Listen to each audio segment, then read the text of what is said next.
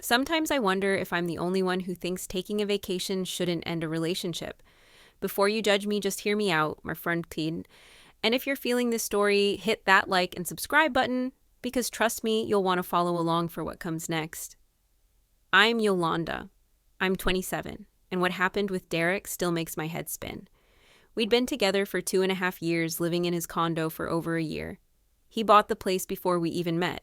Nothing fancy, but decent neighborhood manageable payments. I chipped in $600 monthly toward expenses, which seemed fair since his job paid more than mine.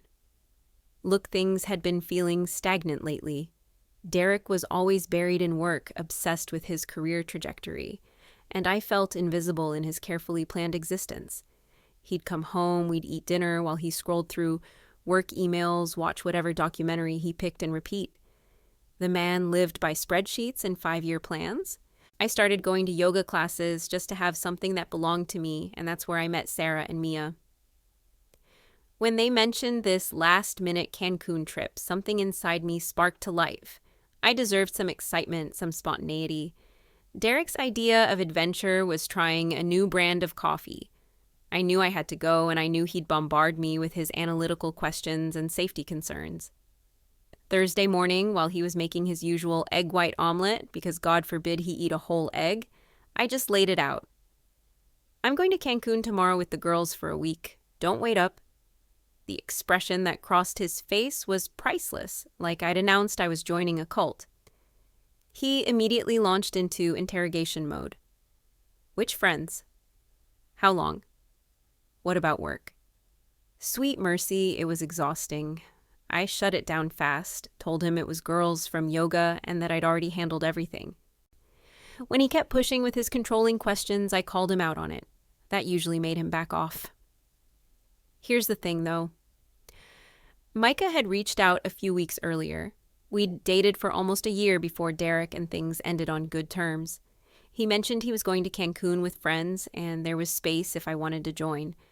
Initially, I said no, but as Derek's rigid routine became more suffocating, I reconsidered. Micah was spontaneous, confident, everything Derek wasn't. I told myself it was just a vacation with friends, which it was, technically. The flight to Cancun felt like breaking out of prison. Micah looked incredible.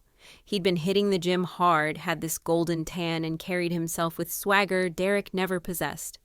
Sarah and Mia were amazing, and Micah's friend Jake completed our group perfectly. I felt electric for the first time in months. We were laughing, drinking, capturing every moment. Everything felt natural and exciting. I posted pictures on Instagram because why shouldn't I document my happiness? Derek never wanted to go anywhere worth photographing. I captioned everything perfectly. Squad goals and vacation mode activated. I wasn't hiding anything. I was living authentically. The resort was stunning, and our group had incredible chemistry.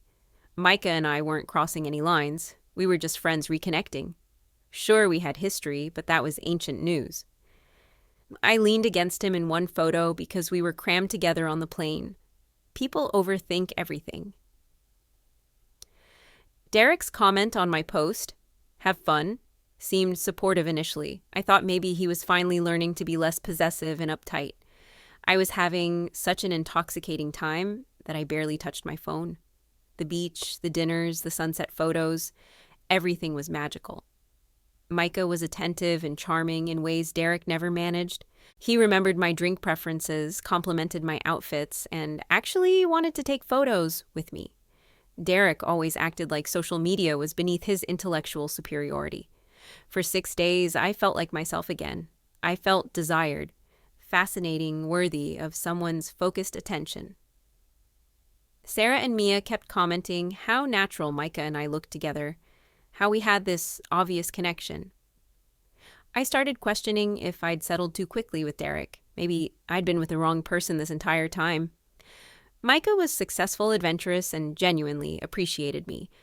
When he suggested extending the trip, I was seriously tempted, but reality called. The last night, we hit this incredible club, and I felt like I was starring in my own movie. This was what life was supposed to feel like.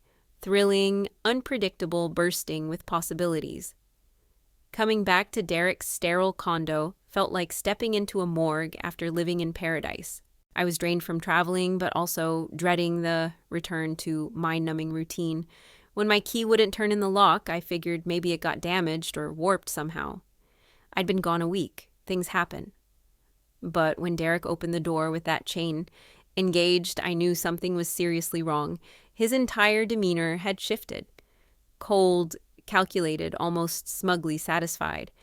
When he announced I didn't live there anymore, I thought he was having some kind of mental breakdown. We'd had disagreements before, but nothing approaching this level of drama. He was treating me like I'd committed murder by taking a vacation. The way he kept obsessing over Micah was completely unhinged. So what if my ex was there?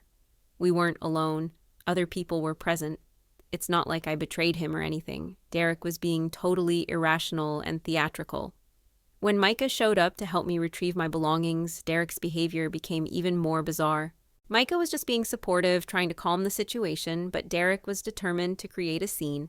The whole thing was mortifying. Derek had packed all my possessions like I was some vagrant he was evicting. Everything was boxed up in the garage, my clothes, makeup, even my plants that I'd bought to make his cold space feel more welcoming.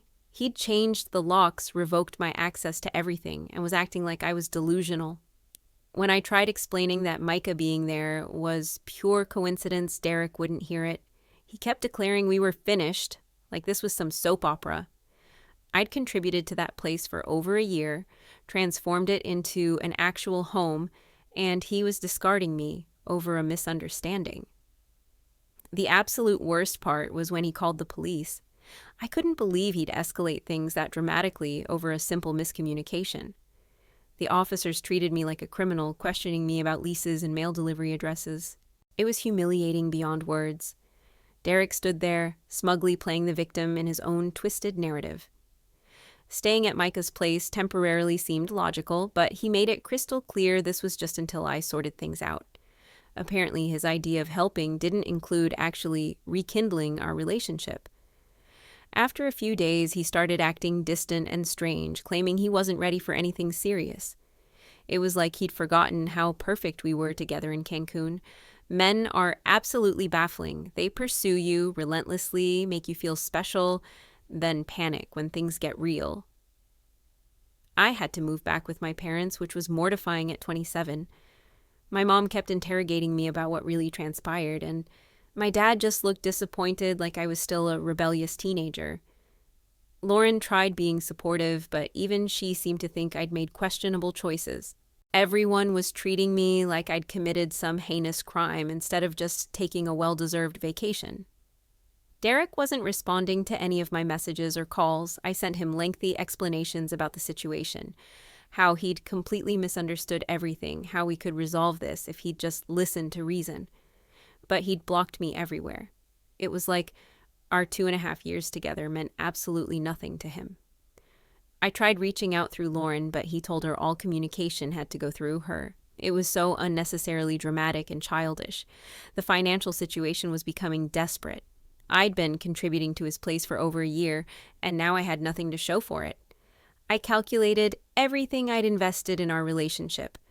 Not just money, but time, energy, emotional labor.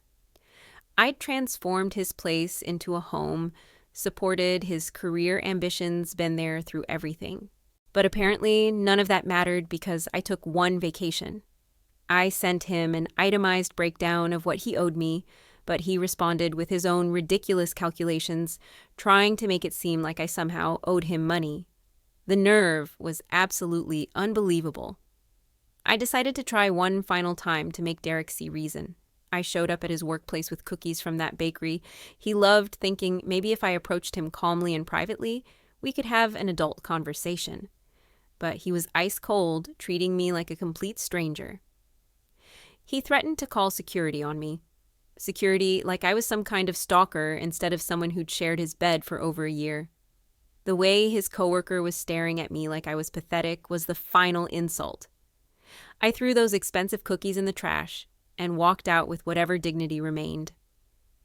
That night, I blocked Derek on everything. If he wanted to be immature and dramatic, fine, I was finished trying to repair something he'd destroyed with his jealousy and controlling nature. But the damage was spreading beyond just our relationship. Some of our mutual friends were choosing his side, believing his twisted version of events. People who'd known me for years were suddenly treating me differently. My own family was getting tired of me staying there, dropping hints about finding my own place and moving forward. Even Micah had completely ghosted me after I'd tried to reconnect.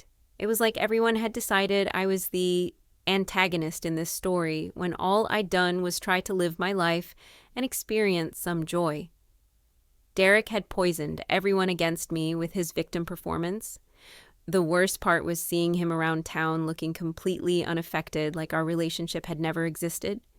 He'd moved on effortlessly while I was struggling to rebuild everything from scratch. I heard through Lauren that he was already seeing someone new, probably some boring, submissive girl who'd never challenge him or want anything exciting, someone who'd be perfectly content with his monotonous, predictable existence. It made me physically ill thinking about him replacing me so quickly, like I'd been nothing more than a temporary placeholder. 8 months later, I'm still trying to reconstruct my life, and the reality of my situation has finally crashed over me. I'm 28 now, living in a cramped studio apartment that costs more than what I was paying Derek working overtime just to cover basic expenses. My credit score took a beating when I couldn't maintain all my bills after losing Derek's financial stability. The most painful part is witnessing how well Derek is thriving. Through social media and mutual connections, I know he's excelling at work, bought a newer car, and yes, he's seriously dating someone new. She works in finance and seems genuinely sweet, which makes me despise her even more. They look content in the few photos I've glimpsed, and it's obvious she values his stability in ways I never appreciated. Lauren mentioned they're already discussing living together, and Derek seems more relaxed and self-assured than he ever was with me. Meanwhile, Micah got engaged to someone he met just 4 months after our Cancun trip. 4 months. He's posting romantic photos and gushing about finding his soulmate, when months ago he was telling me he wasn't ready for commitment. The girls from yoga don't include me anymore, and I suspect they blame me for the chaos that followed our trip. My parents are supportive, but clearly frustrated with my decisions. My mom actually said, "Maybe Derek wasn't as bad as you thought," which felt like a dagger through my heart. I've attempted dating, but it's challenging to find someone who measures up to what I had with Derek. The security, the nice place, the comfortable lifestyle. Most guys my age are still figuring life out or expect to split everything equally, which isn't realistic given income disparities. I keep thinking about how different things could have been if Derek had just been more understanding, more adventurous, more like Micah. But deep down, I'm starting to acknowledge that maybe I took Derek's stability and devotion for granted. Maybe I was seeking excitement in all the wrong places. The hardest truth to swallow is that Derek seems genuinely happier without me, and everyone who knows us both appears to think he made the right decision. I'm not ready to admit I was completely wrong. I still think he overreacted. But I can't ignore that my choices led me here alone and starting over while he's flourishing with someone who actually appreciates what he offers. Fine. Maybe I should have been more upfront about Micah being there. Maybe I should have invited Derek or at least given him more details. But his reaction was still extreme, and the way he turned everyone against me was cruel. I lost everything. My home, my financial security, my social circle, over one vacation. That's not proportional, no matter how you look at it.